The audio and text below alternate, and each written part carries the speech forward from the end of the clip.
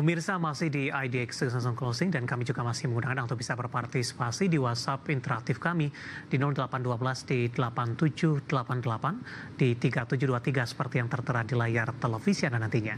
Dan sebelum kita lanjutkan perbincangan pemirsa, kita akan coba lihat terlebih dahulu saham-saham pilihan apa saja yang direkomendasikan di tengah pelemahan indeks harga saham gabungan jelang libur akhir pekan kali ini.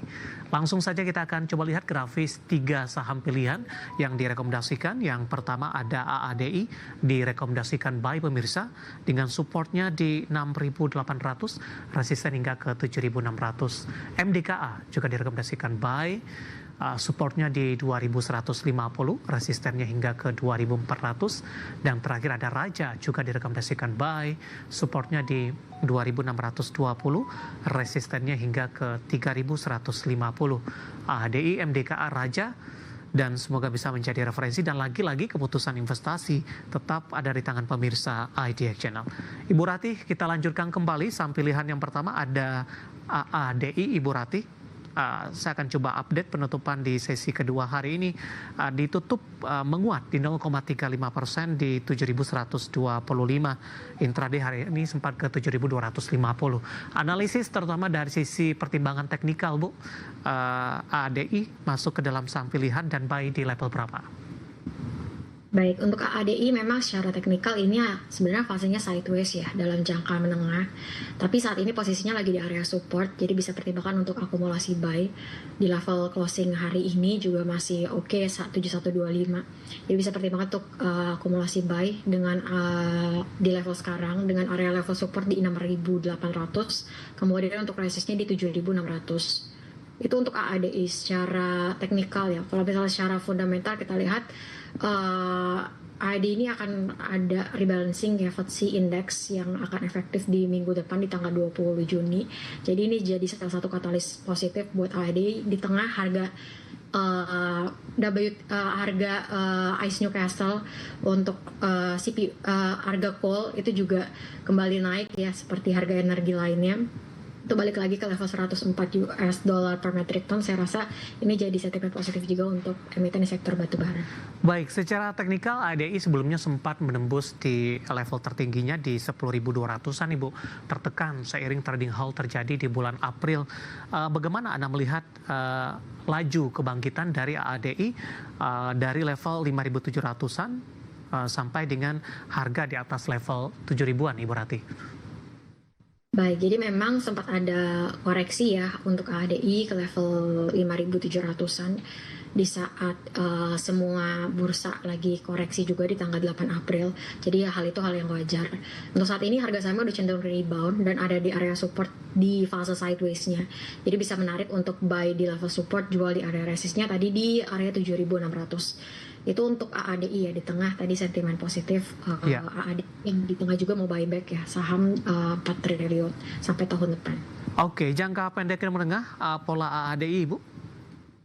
Untuk jangka menengah tadi untuk jangka pendek ya area 7.600. Jika memang bisa breakout di 7.600 sampai dengan 7.850 itu ada potensi breakout fase sideways-nya dan bisa pertimbangkan untuk akumulasi lagi gitu ya, bisa tambah muatan untuk menuju level resist selanjutnya di 8.600. Itu untuk saham ADI. Baik, saham pilihan pertama ada ADI ditutup menguat di 0,35% di 7.125 dan lagi-lagi keputusan investasi tetap ada di tangan pemirsa IDX Channel. Kita beralih ke saham pilihan kedua pemirsa. Dari barang baku ada MDKA direkomendasikan buy, supportnya saya ulang kembali 2.150, resisten hingga ke 2.400. Kita akan update posisi penutupan di sesi kedua seiring juga dengan beberapa saham barang baku produsen emas juga mengalami penguatan. Penutupan hari ini di 2230, Ibu, menguat di 1,83%. Tampaknya penguatannya lebih ke arah terbatas ini setelah tadi sempat ke 2.300-an intraday tertinggi hari ini. Analisis untuk MDKA. Baik, untuk Merdeka sendiri kita lagi nunggu tadi rilis earnings Q1 2025 ini. Jadi kalau secara teknikal memang harga sahamnya hari ini ada penurunan gitu ya di sesi 2. Tadi sesi 1 sempat naik sekitar 4%-an, bahkan sampai 5%. Jadi strateginya masih dalam momentum akumulasi. Secara teknikal masih strong uptrend ya. Jadi bisa pertimbangkan jika memang aku ingin akumulasi, area level support yang bisa dipertimbangkan di 2150. Kemudian untuk resistnya yang terdekat itu di 2400. Secara sentimen harga emas ya tadi masih cenderung berpotensi masih akan naik ya di level 3.500 lah untuk target terdekatnya. Baik. Kemudian itu untuk dari komoditasnya ya, dari MDK. Oke, seperti apa pengaruh atau dampaknya mungkin sentimen dari grup Merdeka ini tidak membagikan dividen, Ibu? Baik, jadi memang di RUPS pekan ini ya bahwa Merdeka itu kan nggak bagi dividen. Dibandingkan dengan kalau kita lihat ada Antam gitu ya yang sama ya bisnisnya yang bagi dividen 100%. Karena memang kita lihat kondisi keuangannya Merdeka di tahun buku 2024 itu memang tidak positif gitu ya. Jadi wajar ya manajemen itu tidak membagikan dividen untuk kelancaran bisnisnya. Jadi untuk memperlancar mereka punya cash flow ya untuk operasional dan juga ya untuk financing gitu ya. Jadi ya untuk bayar bunga dan sebagainya. Jadi untuk saat ini sih sangat wajar ya ada emiten yang nggak bagi dividen karena mungkin ada pro growth ya dibandingkan dengan bayar dividen ke. Oke, lebih ke arah prospek ke depan. Anda melihat investor cukup memaklumi, Ibu, dengan pola pergerakan teknikal MDKA, tidak ada yang kecewa? Nah itu mungkin kalau kita lihat harusnya pelaku pasar udah merespon ya, udah melihat gitu ya. Karena kan memang kalau kita satukan dalam 1 tahun buku, walaupun memang di kuartal 4 kemarin itu ada kecenderungan earningsnya positif dari Merdeka dan diproyeksikan di Q1 ini, di first Q ini di 2025 itu juga masih cukup positif. Tapi kita lihat di full year tahun lalu kan masih cenderung negatif gitu ya. Dan ini harusnya pelaku pasar sudah memaklumi lah bahwa MDKA di tahun buku lalu itu tahun lalu nggak bagi dividen. Baik, kita beralih. Baik, silakan Ibu dilanjutkan kembali. Ya, jadi Merdeka kita lihat untuk manajemen tuh lebih ke pro growth ya tadi ya. Mereka punya cash flow untuk operasional ke depan. Kita beralih ke saham pilihan yang terakhir, Ibu, ada Raja, ditutup menguat di 0,71%, tapi penguatannya juga lebih ke arah terbatas setelah intraday hari ini sempat ke 2.900-an. Analisis Anda untuk Raja? Baik, untuk Raja wajar ya kalau misalnya hari ini cenderung bukan koreksi sih, ditutupnya terbatas ya, menguat terbatas. Tapi kita lihat secara teknikal ini cukup menarik ya, jadi masih dalam momentum yang bullish jangka pendek. Kita lihat ada potensi rebound juga dari fase bearishnya Raja di awal Februari 2025. Jadi kita lihat secara tren ini udah mulai ada reversal ya, konfirmasi reversal secara teknikal. Kemudian mungkin jika ingin akumulasi ya bisa pertimbangkan level area supportnya di 2620 sampai 2600. Kemudian untuk resisten terdekat di area 3150. Sorry, itu untuk Raja. Jadi secara sentimen pun tadi ya harga crude oil kita lihat masih cukup positif. Khususnya di hari ini naik signifikan 7%, 8%-an di 72 US dollar per barrel. Jadi ya masih menarik lah. Ya, 3 saham pilihan yang direkomendasikan ada ADI, MDKA, kemudian Raja, dan lagi-lagi keputusan investasi tetap ada di tangan pemirsa IDX Channel. Ibu Rati, kita hold kembali, Ibu. Saya akan coba sampaikan update penutupan perdagangan di sesi kedua hari ini, di mana pemirsa indeks harga saham gabungan ditutup di zona merah. Pelemahan sudah mulai terbatas di 0,53% dan ditutup di level 7.166,065. Intraday hari ini indeks harga saham gabungan lebih cenderung tertekan, dibuka di level 7.191 dan sempat tertekan di 7.149. Langsung saja kita ke grafis yang pertama, kita akan coba lihat posisi penutupan beberapa indeks lainnya seperti MNC 36, Jakarta Islamic Index, dan LQ45. MNC 36 melemah di 0,61%, Jakarta Islamic Index melemah tipis di 0,01%, LQ45 melemah di 0,75%, tapi masih mampu bertahan di atas level 800-an. Rotasi pergerakan sektoral ke grafis selanjutnya, barang baku masih memimpin penguatan di 1,19%, industri juga berbalik menguat di 0,17%, teknologi masih melemah dalam di 1,74%, transportasi dan logistik juga melemah di 1,51%.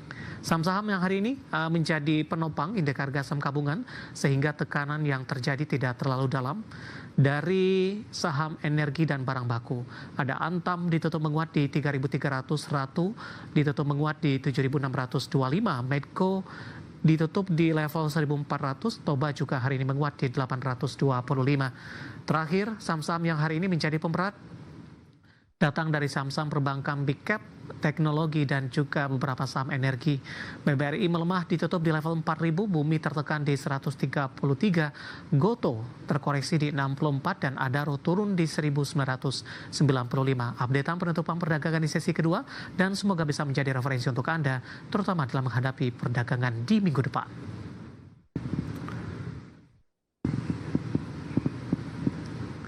Kita akan jeda kembali dan tetap di tempat Anda. Beberapa pertanyaan masih ada di WhatsApp interaktif kami. Nanti kita akan coba ulas satu persatu. Kami akan segera kembali sesaat lagi. Kita sudah sampai di segmen terakhir dan terima kasih untuk Anda yang masih bergabung bersama dengan kami. Bu Rati, kita lanjutkan kembali. Waktu kita cukup terbatas, Ibu. Langsung saja kita ke pertanyaan selanjutnya. Bapak Yayat ini asal dari Tasikmalaya, Ibu. Menanyakan saham pakan ternak ada Java nyangkut di 1.780. Apakah masih bisa di hold atau seperti apa strateginya?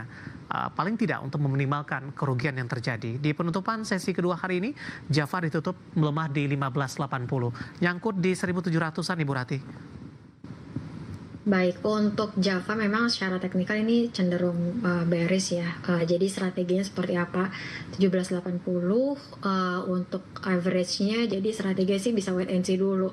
Atau mungkin bisa kurangi posisi kalau misalnya breakout di level 1550 di area level supportnya Java yang terdekat ya. Jadi bisa pertimbangkan untuk kurangi posisi di level itu, karena kalau misalnya breakout di 1520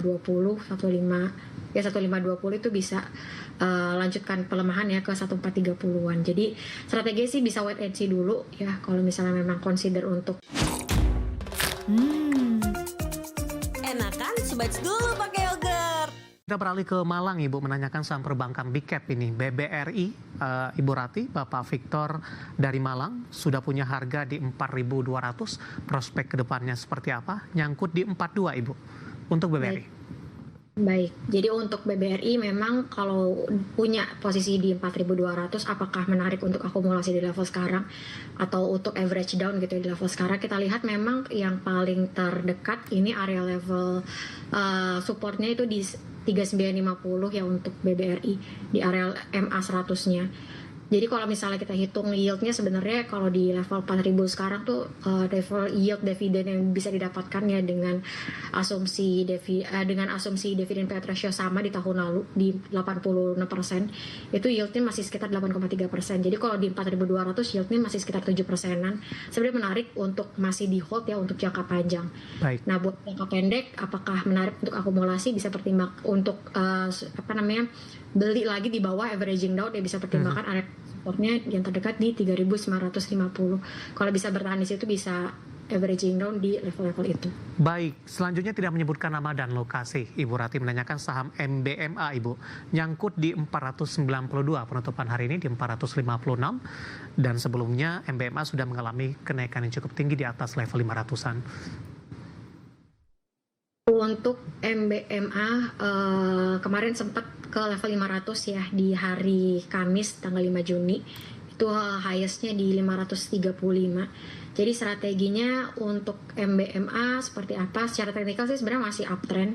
Jadi bisa jaga aja level supportnya MBMA di level 430 untuk level support dari MBMA. Untuk resistnya yang terdekat di area psikologisnya ya, di 490 sampai di area 500 di area psikologisnya. Baik, Bapak Joshua Nainggolan dari Lampung, Ibu, menanyakan saham MAPA, Ibu, punya harga average di 660. Kebetulan sama dengan posisi penutupan hari ini. Analisis dan rekomendasinya. Baik, untuk MAPA ini ada potensi bentuk double bottom gitu ya. Double top, sorry. Jadi kalau secara teknikal double top ini ada potensi reversal dari bullish ke bearish. Jadi ada potensi lanjutkan pelemahan ya jika breakout di level supportnya 640. Jadi strategi bisa watch aja level supportnya 640. Secara tren masih cenderung bearish. Ada potensi lanjutkan fase bearish jika breakout di 640. Emang ini kalau kita lihat secara sentimen indeks konsumen kita terakhir dia di bulan Mei itu turun di 117. Baik. Jadi itu yang menjadi sentimen negatif untuk sektor retail.